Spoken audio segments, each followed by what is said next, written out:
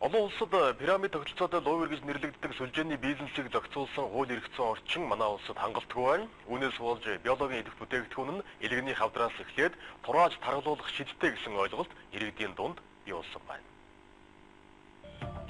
Ганцхан жишээ дурдъя. Herbalife-ийг 3 сар хэрэгэлсэн бүсгүй биедээ гарсан өөрчлөлтийг олон нийтэд хэлж сүлжээний бизнесээс хол байхыг эсрэмжлүүлсэн байдаг. Түүний ярьж байгаагаар л энэ бүтээгдэхүүнийг хэрэглэснээр хүний бие эргэтэн их хөөдөг, ам цангаж зүрхний хэм алдуулдаг байна. Учир нь тус бүтээгдэхүүнүүдэд кофеин хэмжээгээр агуулгаддаг учраас зүрхний хэм алдагдуулах хүчин зүйл болдог. За мөн гидс ходоод хямрах, толгой өвдөх, шээс үнэр орох, хөлс ихээр гарах, харшил өгч, хамар битүүрх зэрэг шинж тэмдгүүд илэрдэг байна.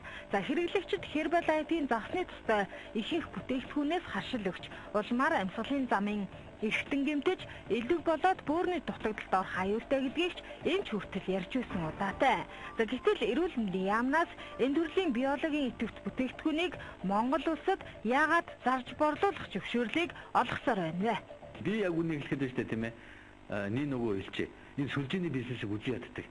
Одоо сурчлагын дээр одоо байх ёсгүй буруу үгийг хэрэгэлсэн байх юм бол одоо тусгай зөвшөөрлийг нь цуцалдагч байд юм уу, борлуулах эрхийг нь хаадагч байд юм уу, бүртгэлээс халахч байд юм уу, ийм арга хэмжээ авч болно. Тэгэхдээ яг ямар заалтан дээр юу гэж буруу рекламцсан бэ гэдгийг нь гаргаад ирэх хэрэгтэй л дээ. Тэрийг манай эрүүл мэндийн яамны мэрэгжилтнүүд хийх хэрэгтэй юм байна.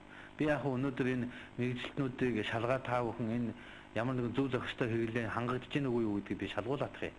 Хэрвээ үнэхээр ямар нэгэн төсөл гаргах юм бол зөвхөн одоо Herbalife гэдэг юм ч байхгүй ер нь сүлжээний элдв янзын бүтээгдэхүүнийг бид зөвхөн бас хязгаарлах эрх нь бол байгаа юм шиг гэдэг бас хэлхэн зүйтэй шүү дээ.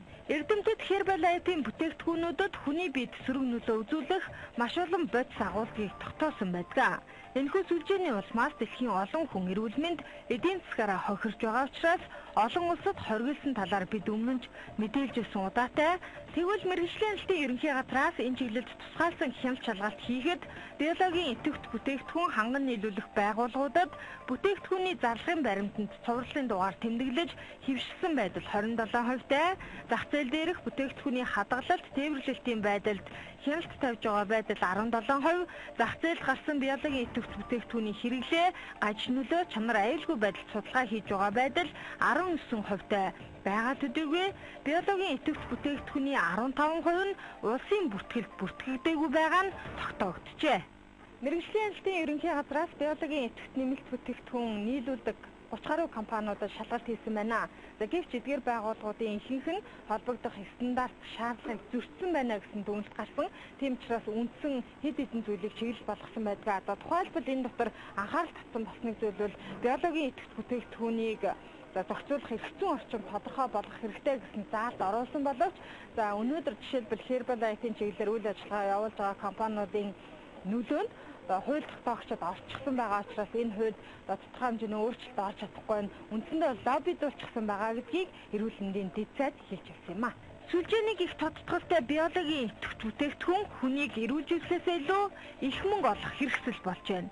Гэтэл сүлжээний бизнес эрхлэгчид бүтээгдэхүүнээ сурталчлахдаа эмээр эмчилж болохгүй байгаа тэр өвчнүүдийг богино хугацаанд эмчилж эдгэрүүлнэ гэх мэтээр хүний тархийг угааж байгаа нь хууль зөрчсөн үйлдэл болж байна. Одоо сүлжээний бизнесийн хичээлээ ард иргэдийнхээ халаасыг одоо цөмлөө дуусчих шүү дээ. Болох хэрэгтэй шүү дээ. Тэгэд одоо болдгоо энэ сүлжээний эмийн бизнесийн эсрэг хууль гаргачих хэрэгтэй байхгүй.